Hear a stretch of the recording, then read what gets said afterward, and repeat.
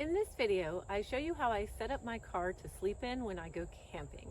Because I don't live in my car full time, nothing in my setup is permanent. And depending on what I'm doing on each camp trip, what I bring may vary. So this is just one example of the ways I set up my car to sleep in when I'm going out on my camp trips. A while back, I made a bed platform to level off the sleeping space and add extra storage. This is what it looks like without the mattress on top. So you can see it here. It's nothing fancy. I made it with scrap wood I had at the house, but I always keep my dog supplies right here on this side, and this side's just mostly miscellaneous. So just to give you an idea of how it works, you just shove, that's a box of dog stuff, dog jacket, another dog jacket, stuff in there, and then some miscellaneous like this extra towels can go there. On the other side, I have my blackout curtains for stealth camping. Didn't need them this trip. I have all my blackout shades. More blackout shades. I use several different blackout setups depending on the weather and where I'm camping.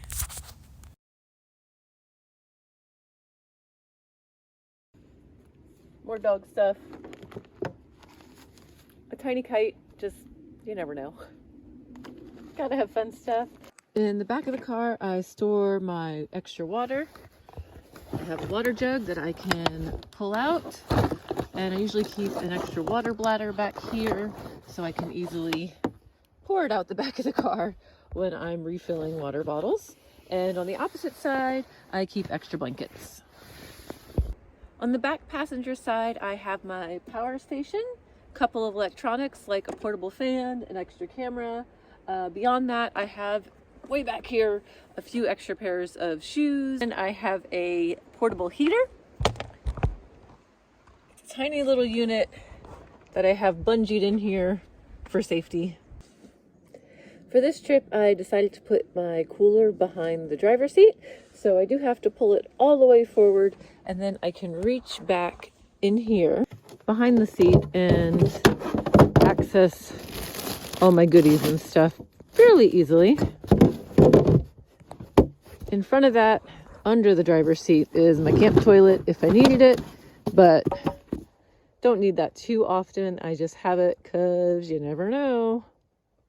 Alternatively, I could access the cooler this way as well from the side. So either way, depending on what I have stacked next to either door, that's worked out pretty well there this time. On to the front passenger side, I've got hiking poles. At the bottom here, I put my camp kitchen. Slides right in. In front of that, I kind of just put whatever. I'm currently putting the backpack I use for Kobe to carry him. There we go.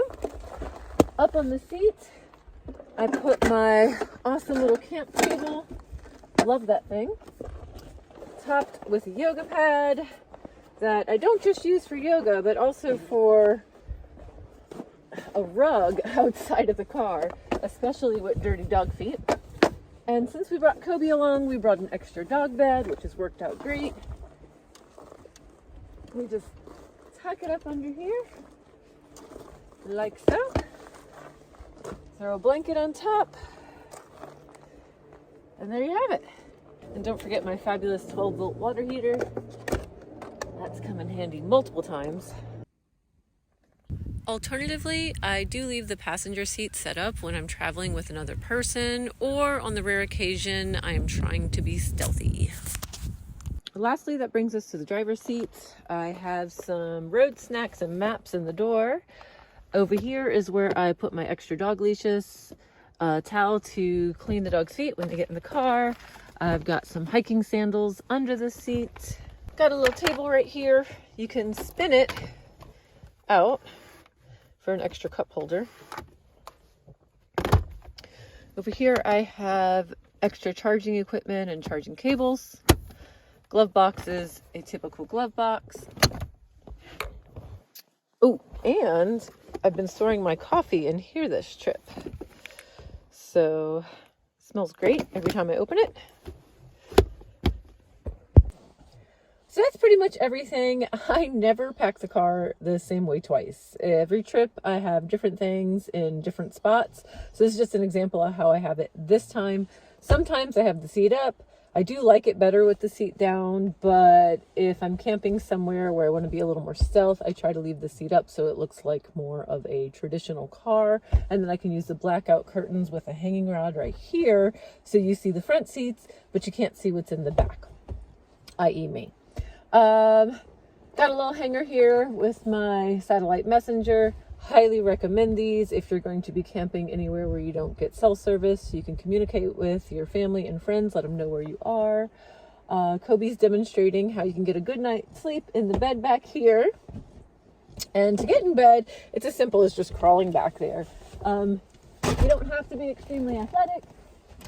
Last night we slept with our head this way, which was kind of great because I was able to look at the stars, but it does give you an idea. I'm 5'9". I can stretch out fairly well, about to here, but my feet do hang off the bed if I'm facing this way.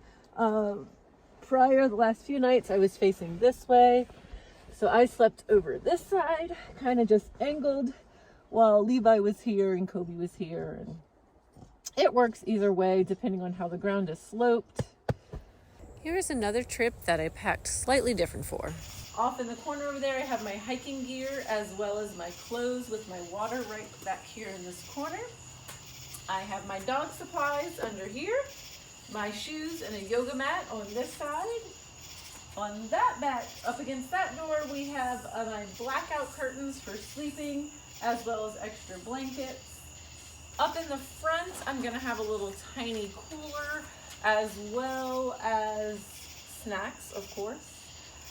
Behind the driver's seat, I have my paddleboard and rollerblades just in case I find a spot that I want to take advantage of that. I have my Jackery behind the driver's seat, which this will be my first time boondocking using my Jackery. And just a few little odds and ends for sleeping, like a fan. This time I'm bringing a white noise machine because I am absolutely determined to get a good night's sleep in the Prius. That is one thing that I haven't quite mastered, is a solid sleep. So fingers crossed, tomorrow night's a night.